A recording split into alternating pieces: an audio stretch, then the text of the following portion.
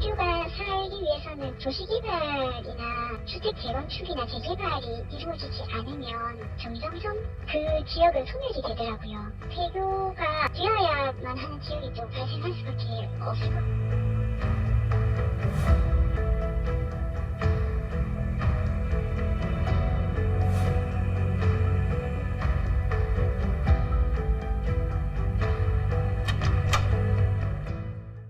안녕하십니까, 주경건입니다. 인구가 급감하다 보니 문을 닫는 학교도 늘고 있습니다. 올해만 해도 국내 초중고 49개 학교가 문을 닫았다고 하는데 폐교 활용 방안, 오늘 시사 포커스인에서 논의해 보겠습니다. 부산역과 부산인역 간의 철도 지하화, 또 부산의 오랜 수건인 해사법원 유치에 인천도 뛰어들었다는 소식, 토론으로 다뤄보겠습니다.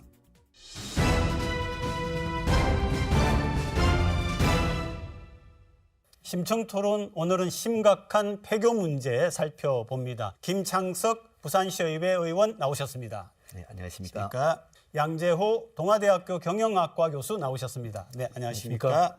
김 의원님, 부산 폐교 현황 어떻습니까? 현재 부산의 폐교 수는 48개입니다. 그중에 매각 폐교가 20개 정도 있고요. 보유 폐교가 28개 있습니다.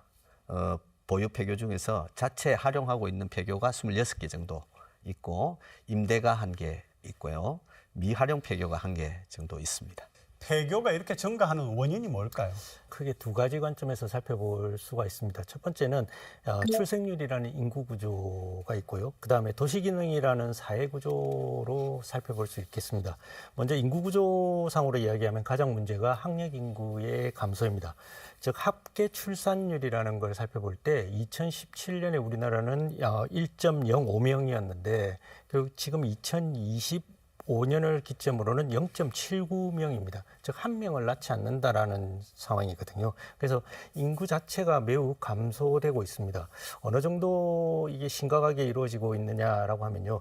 2020년에 788만 명이 된 인구가 2040년에 446만 명입니다. 네. 이 중에서도 폐교가 가장 많이 일어날 것으로 생각되는 게 초등학교인데요. 이 초등학교의 학력 인구는 2020년에 272만 명에서 2040년이 되면요. 불과 181만 명밖에 되지 않는다는 예측이 있습니다. 매우 심각한 상황이라고 생각은 합니다. 전국적으로 입학 예정자가 없는 그런 초등학교 수가 계속 늘어나고 있고요.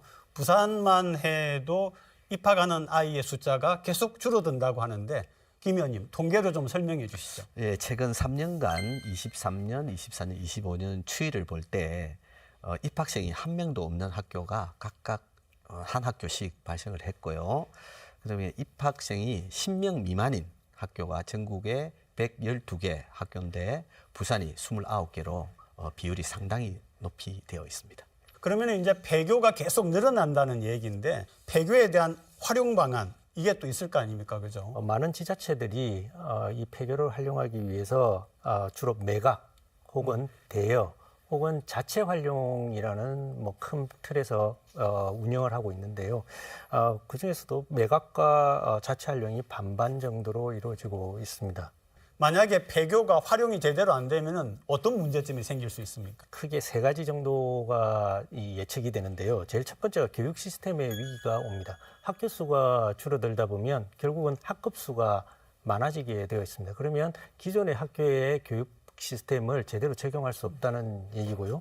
두 번째는 당연히 따라오는 얘기지만 교육의 질이 저하될 수밖에 없습니다. 왜냐하면 요즘 소학급 학교가 얘기가 되고 있는데요. 교사 한 명당 맡아야 하는 학생 수가 많아진다라는 얘기입니다. 그러면 교육의 질은 당연히 떨어질 수밖에 없고요. 그다음 또 하나가 이제 도시 문제로 생각해 볼 수 있는데요. 지역의 소멸화, 즉 학생 수가 없다 보니까 그 주변을 둘러싼 지역 경제가 활성화되지가 않습니다. 그러면 자연적으로 슬럼화가 이루어진다라는 게 문제 중에 하나라고 생각합니다. 폐교를 활용하는 것에 대한 규정이 지금 만들어져 있습니까? 어떻습니까? 폐교재산의 활용 촉진을 위한 특별법과 부산광역시교육청 폐교재산 관리 및 활용 촉진 조례가 있습니다. 이 두 개의 법으로서 폐교를 어떻게 활용할 것인지 논의도 하고 추진을 하고 있습니다. 또한 공유재산법 및 물품관리법 제12조에 보면은 회계 간의 재산 이관이라는 게 있습니다. 보면은 재산을 이관할 때 유상을 원칙으로 하지만 공용이나 공공용으로 사용할 때는 무상도 가능하다라고 열려 있습니다. 폐교 활용을 두고 지자체하고 교육청의 입장의 차이가 있다는데 이게 무슨 얘기입니까? 이제 교육청 같은 경우는 교육의 본질적인 목적을 달성할 수 있도록 이 폐교의 시설을 사용하자. 그다음 지자체 같은 경우는 이걸 시민 전체에 확대될 수 있는 시설로 사용하자. 이런 관점의 차이에서 있는 것 같습니다. 그래서 폐교 매각 비율 같은 걸 보면 전국 비율이 66% 정도가 되는데요. 부산의 경우는 42%로 13위 수준입니다. 근데 반면 폐교의 자체 활용 비율은 부산이 52%로 높습니다. 그래서 교육청이 교육 본연의 목적으로 활용하는 자체 활용도는 상당히 높은 편입니다. 이 두 가지가 지자체와 교육청의 관점의 차이에서 나온 게 아닌가라는 생각은 합니다. 김 의원님 같은 경우는 시의회에서 이런 문제를 직접적으로 보고 계실 거 아닙니까? 어떻습니까? 예, 그렇습니다. 상황이. 네. 교육청은 폐교를 학교 이전 부지라든지 아니면 지역 내 부족한 학생들의 체험 시설로 활용하려고 하고 있고요. 그다음에 지자체 같은 경우는 공공기관 이전이라든지 아니면 주민들이 원하는 시설을 또 공적 자원으로서 활용하고 싶어 하는 경향이 좀 짙습니다. 그렇지만은 지자체든 교육청 등은 폐교를 공공의 목적으로 활용하고 공공의 가치를 추구한다는 데 있어서는 결을 같이 하고 있다는 말씀을 드리고 싶습니다. 다른 지자체도 이런 고민을 안고 있을 걸로 생각이 되는데 어떻습니까? 비율의 차이라든지 이런 거 좀 한번 설명해 주시죠. 폐교를 하게 되면 체험, 테마파크, 기술 양성소, 그다음에 폐교, 도심의 폐교 같은 경우는 사무실이나 스타트업이나 요양시설 혹은 대학 캠퍼스에 자체 재활 교육을 시킬 수 있는 부분들에서 사용하고 있습니다. 그래서 그 외에 이제 사례들을 살펴보면 주로 부산 동구청 같은 경우는 이미 자천초등학교가 폐교된 이후로 시민들을 위한 체육시설을 만들었습니다. 파크 골프를 할 수 있는 시설을 만들고요. 달서구, 대구시 달서구 같은 경우는 디지털 놀이터와 미디어 놀이터라는 이런 체험 공간을 만들어서요. 학생은 물론이고 주민들에게까지 그 공간을 개방하는 것도 생겼고요. 그다음 용인시 같은 경우는 이제 폐교된 중학교에 종합 스포츠 센터를 만들어서 학생 그다음에 지역 주민들이 스포츠 하나만 융복합체 공간도 만들고 있습니다. 폐교 활용에 법률적인 어려움이 있을 것 같습니다. 김 의원님. 네, 교육청이 보유하고 있는 폐교를 지자체에 이관하거나 그다음 교환할 때 보면은 지금까지는 학교 설립 당시에 취득가로 거래를 할 수밖에 없었습니다. 그러다 보니까 현재 거래 시가에서는 현격한 차이가 납니다. 그래서 교육청 입장에서는 상당히 소극적으로 대응할 수밖에 없는 그런 입장에 놓여 있었습니다. 그런데 이번에 이제 공유재산 및 물품관리법 시행령이 개정이 되었습니다. 이게 이제 뭐냐면은 취득가 외에도 공시지가나 감정평가액으로 기준으로 해서 이관을 할 수 있다로 완화를 좀 시켰습니다. 그래서 조금 더 원활하게 진행이 되지 않을까 그렇게 생각을 하고 있고요. 그다음에 이제 공유재산 교환 절차를 좀 간소화했습니다. 예전에는 시 지자체에서 2회 이상의 감정평가를 요구를 받았습니다만은 불필요한 어떤 예산 지출이 또 발생도 했습니다. 그래서 요즘은 국가와 지자체에서 한 번 정도의 감정평가액을 기준으로 재산을 교환할 수 있도록 많이 열어놓고 협의를 하고 있는 상황입니다. 네, 지금 이렇게 폐교가 늘어나는 데는 결국은 인구, 그다음에 출산율 감소 이런 것들이 굉장히 중요한 사실상 본질적인 그런 문제 아니겠습니까? 그러면 부산 같은 경우에 아동 인구의 비율이라든지 또 청소년 인구 이런 것에 대한 통계가 지금 나와 있습니까? 한번 소개해 주시죠. 아동 인구 비율을 보면은 2000년도에는 25.7%였습니다. 그런데 지금 한 2020년에 14.8% 정도, 2030년에는 11%, 2040년에는 10.2%로 현격하게 줄어들고 있는 상황으로 심각하네요. 예상을 하고 있습니다. 청소년 인구 같은 경우는 어떻습니까? 초등학생들 예측을 해보면은 2023년도는 15만 명 정도였습니다. 그런데 이제 2026년에 13만 명, 2027년 되면 12만 명으로 현격하게 반으로 지금 줄어드는 그런 추세를 예상을 하고 있습니다. 양 교수님, 이런 인구 문제, 특히 이제 출산율 감소 같은 거 이런 것들이 폐교뿐만 아니라 부산의 전반적인 교육 문제에도 심각한 영향을 줄 것 같은데요. 이 인구가 준다라는 거, 아까 예를도 나왔지만 이 한 명 입학생이 한 명도 없는 초등학교가 2021년 112개 교에서 2025년에 184곳입니다. 이 정도의 증가 속도로 본다면 앞으로는 더 많은 초등학교가 없어질 건데요. 이런 인구 문제가 왜 생기느냐? 특히 부산 같은 경우는 이미 65세 이상 인구가 전체 인구의 24.5% 정도가 된다고 하거든요. 그래서 매우 많은 부분이 고령층에 포함되어 있습니다. 이미. 그러면 이 얘기가 무슨 얘기냐면 생산 인구가 그만큼 그렇죠. 줄어든다는, 네네. 생산 인구가 줄어든다는 것은 소득도 낮아진다는 얘기입니다. 그러면 일자리도 자연적으로 줄어들 거고요. 그러면 청년 인구는 떠나게 되고요. 그러면 조금 전에 말씀드렸던 학계 출산율을 높일 수 있는 대상자들, 49세 미만의 가임기 여성들이 살 수 있는 정주 공간을 만들 수 있는 기회가 줄어든다라는 걸 생각할 수 있습니다. 그러니까 우리가 이제 흔히 그 뉴스 같은 데서 전국적으로 연간 출생아 수는 우리가 보고 있는데 부산에 대한 통계도 당연히 나와 있죠. 출생아 수 추이를 갖다가 한번 말씀해 주시죠. 부산의 이제 연간 출생아 수가 2015년에 26,000명 정도, 네. 2019년에는 17,000명, 네. 그다음에 23년도에는 12,000명 정도, 그리고 24년도에는 12,000명 정도로 이렇게 현격하게 줄고 있는 상황입니다. 그럼 시의회 같은 경우에도 이런 급격하게 출생아 수가 주는 것에 대하여서 어떤 대책을 심각하게 논의를 해오실 것 같은데요. 네, 그렇습니다. 지금 출생률을 높이기 위해서 지원책이라든지 이런 것들을 지금 많이 좀 발굴을 하고 있고, 그걸 통해서 시민들에게 그리고 가임 여성들에게 어떤 또 혜택을 돌려줄 것인가, 그리고 또 출생 아들에게 어떤 혜택을 돌려줄 것인가에 대한 심각한 고민들을 지금 많이 하고 있고, 조례도 계속적으로 만들어 나가고 있습니다.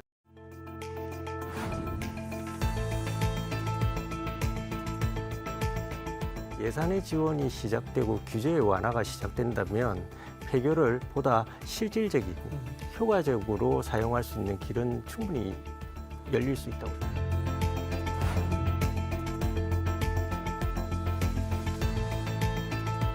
지역의 특성을 살리고 주민들의 요구와 그 또 학생들의 요구를 같이 반영할 수 있는 폐교를 하려고 해서 지역의 활성화 거점으로 만들어 나가는 것이 중요하다고 생각합니다.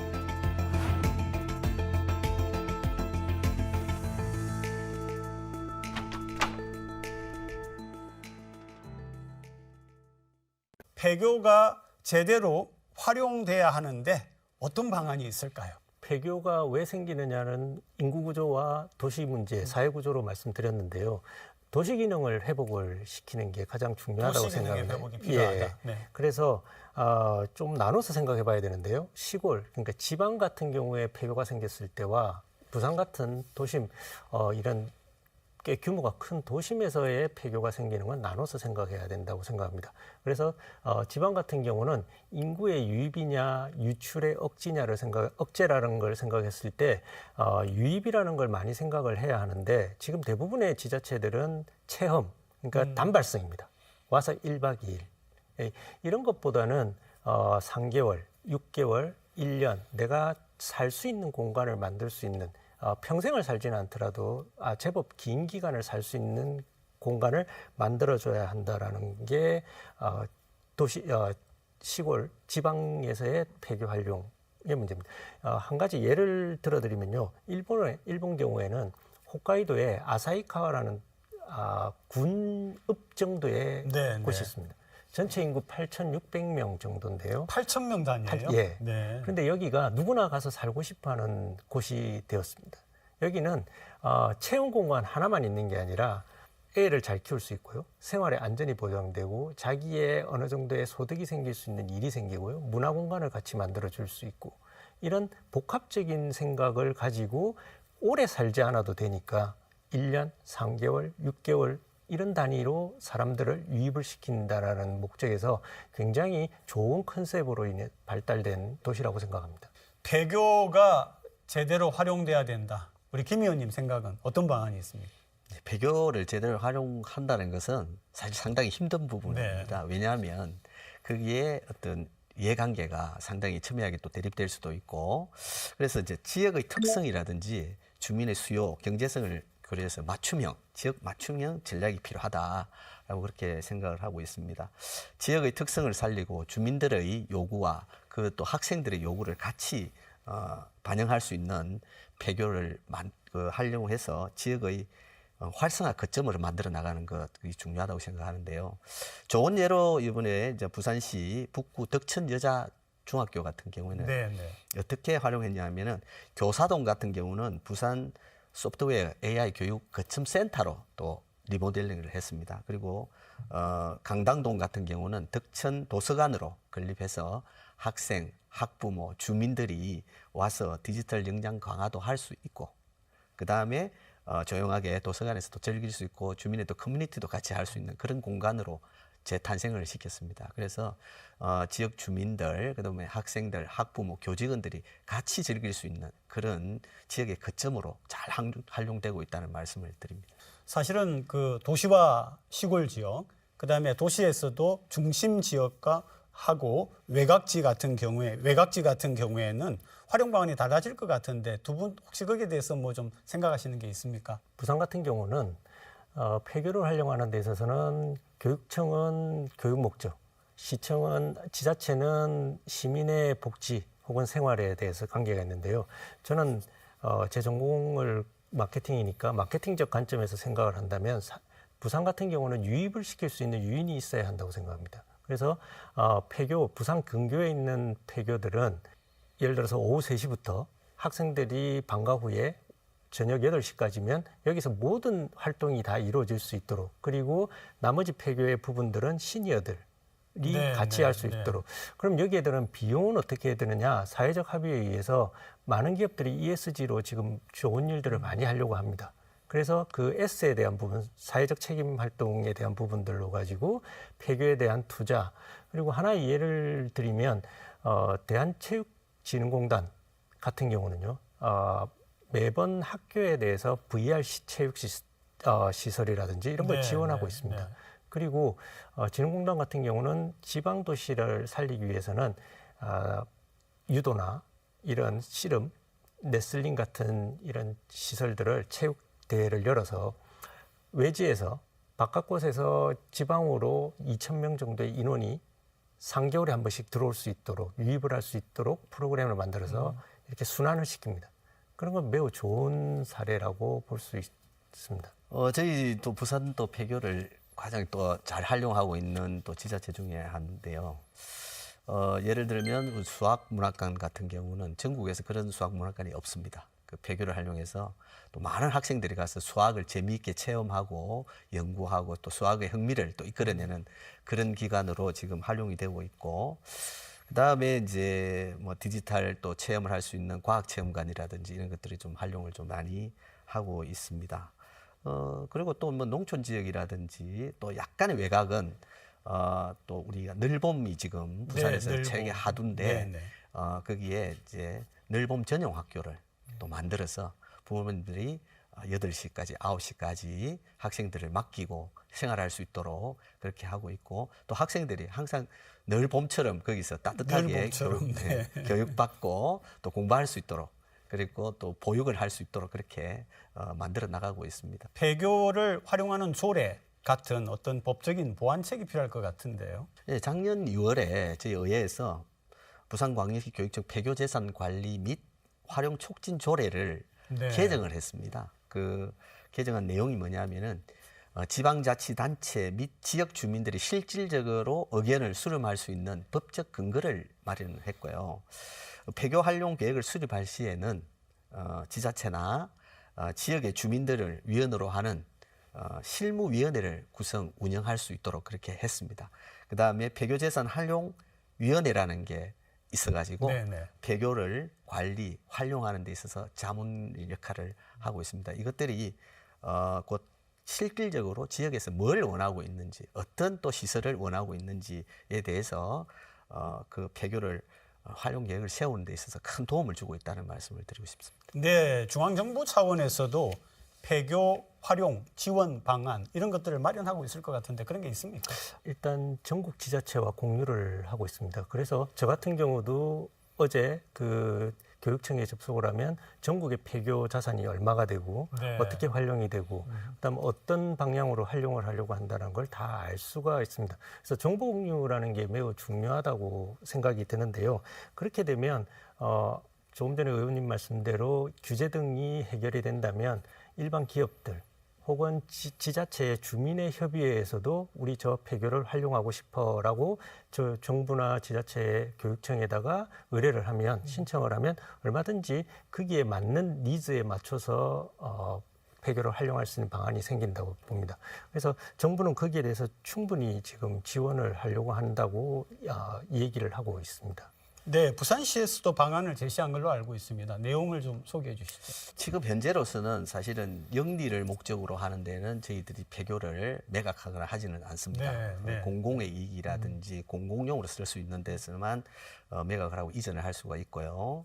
그래서 이제 뭐 정부를 먼저 이제 생각해 보면 정부에서는 학교 복합 시설을 중요하게 생각을 합니다. 뭐냐면 지역 주민들께 교육, 문화, 그 다음에 복지, 체육, 주차 시설을 같이 이렇게 할 수 있도록 하는 그런 복합 시설을 권유를 많이 하고 있습니다. 하면서 그거는 지자체장과 교육청이 협의해서 시설을 정하게 이렇게 하고 있고, 그리고 대표적인 또 사례가 반여초등학교 같은 경우는 부산시에서 환경 체험 교육관을 네, 또 네. 리모델링을 해서 사용을 하고 할 겁니다. 그리고 해운대구는 반여 플러스 스쿨, 그 다음에 주민들을 위한 공영 주차장을 활용하기 위해서 지금 리모델링을 하고 있다는 말씀을 드리고, 지역 소멸과 인구 구조 변화에 대응하기 위해서 맞춤형 학교 복합 시설 건립을 많이 이렇게 권하고 있는 상황입니다. 폐교가 지금은 현재 상태로 있는 게 아니라 계속 늘어날 것 같은 인구 구조상 그죠? 그러면은 정부와 부산시가 더 그런 상황에 맞춰서 뭔가를 해야 되는데 그런 부분에서 이런 것들이 필요하다라고 제시할 만한 것들이 있습니까? 가장 필요한 거는 예산의 지원입니다. 예산의 지원. 예, 그래서 그 일례로 교육부가 학교 복합시설이라는 걸 말씀하셨는데요. 예를 들어서 학교에 폐교에 수영장을 짓거나 현재 있는 학교에 수영장, 체육시설을 짓게 되면 비용의 50%를 지원해 주는 걸 작년 12월에부터 시작하고 있습니다.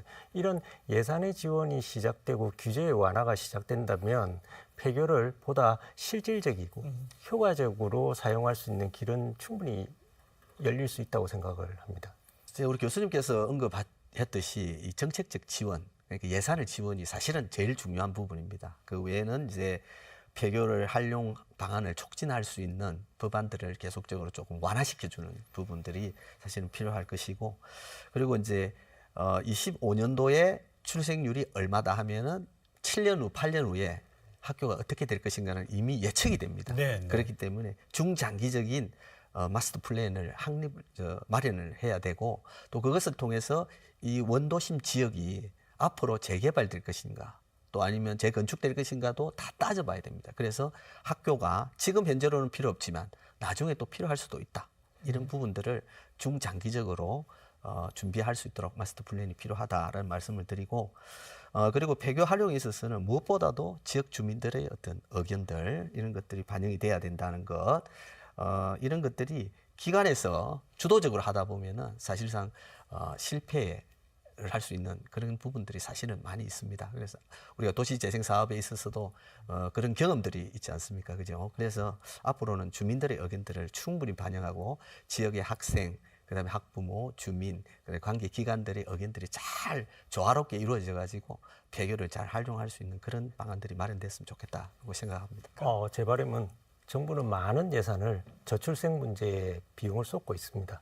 그런데 좀 더 복합적인 큰 틀에서 생각하고 복합적인 융복합이 가능한 활용 방안에 예산을 지원하는 게 훨씬 더 효과적이지 않을까라는 생각이 듭니다. 김 의원님, 양 교수님 오늘 두 분 정말 고맙습니다. 네.